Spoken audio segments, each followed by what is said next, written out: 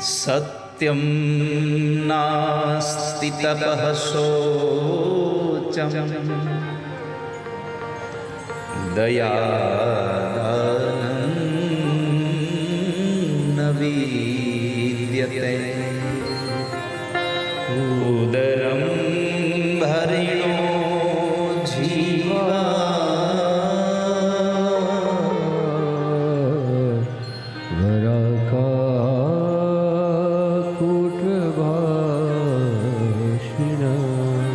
વરાકાહ કૂટભાષિન.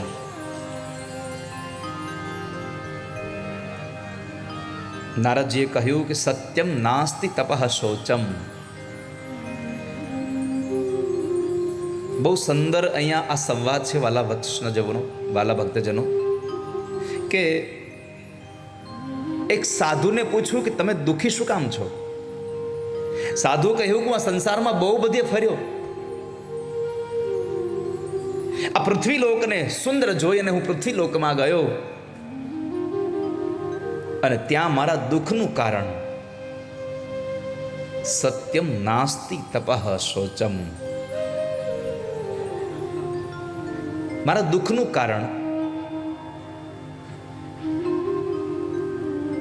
આપણે વિદેશમાં કે કોઈ સારા શહેરમાં અથવા તો સારા જંગલમાં ગયા હોઈએ, પછી આપણને કોઈ પૂછે કે ત્યાં તમને કેવું લાગ્યું, તો આપણે દુઃખની વાત ન કરીએ. અરે ભાઈ આમ જો ત્યાં તો શું મહેલો હતા, શું મોટી મોટી બિલ્ડિંગો, આપણી તો નજરે ન પહોંચે, આટલી મોટી બિલ્ડિંગો, આનું બધું જોઈએ ને આપણે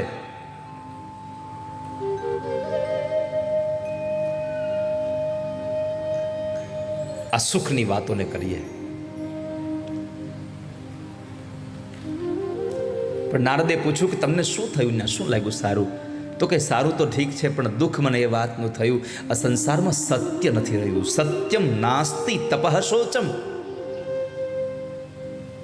દયાદાનં ન વિદ્યતે ઉદરમ ભરિણો જીવા વરાકાહ કૂટભાષિના. આ સંસારમાં તપનો મહિમા ઘટી ગયો છે. કેમ તપનો મહિમા ઘટી ગયો? નહીં તો તપ છે, પણ તપનો મહિમા ઘટી જાય કેમ? સંતો તપ કરતા હતા ત્યાં સુધી તપનો મહિમા બહુ હતો, ઋષિમુનિઓ તપશ્ચર્યા કરતા હતા, તપનો મહિમા હતો, પણ પાખંડીઓએ તપ કરવાનું ચાલુ કર્યું એટલે તપનો મહિમા ઘટી ગયો છે. પાખંડીઓએ તપ ચાલુ કર્યા એટલે સંતોના તપ પરથી પણ આપણને ભરોસો હટી ગયો. આપણા દિમાગમાં, આપણા મગજમાં, આપણી વિચારધારામાં, આ ખોપડામાં એવું ભરાઈ ગયું અંદર કે કાંઈ સાચું હોતું નથી. જ્યારથી ખોટું હોનું ગામમાં આવ્યું છે ને પેલું પીળું, ત્યારથી આપણને સાચું હોનું નાનું એવો કટકો મળે ને તો આપણે થાય કે આ ખોટું હશે, સાચું થોડું હોય.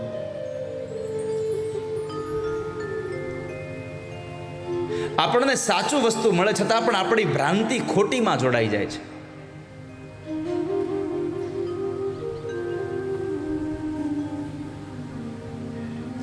બીજું, એક અવસ્થા ઉપર આપણે નિર્ણય કરીએ છીએ. ધનવાન માણસો ખોટો હાર પહેરીને નીકળે તો આપણે શું કહી, ભાઈ એ થોડું ખોટું પહેરે, એને ક્યાં તાણ છે, એ તો સાચું જ પહેરે ને. અને કોઈ માણસ આર્થિક સ્થિતિ નાની હોય પણ વર્ષોથી ભેગા કરતો પૈસા અને એના પરિવારમાં કોઈ કે નાનું એવું ઘરેણું ખાલી પહેર્યું હોય ને તો કે હવે એને તેવડ છે લેવાની. આપણે અવસ્થા ઉપર જઈએ છીએ.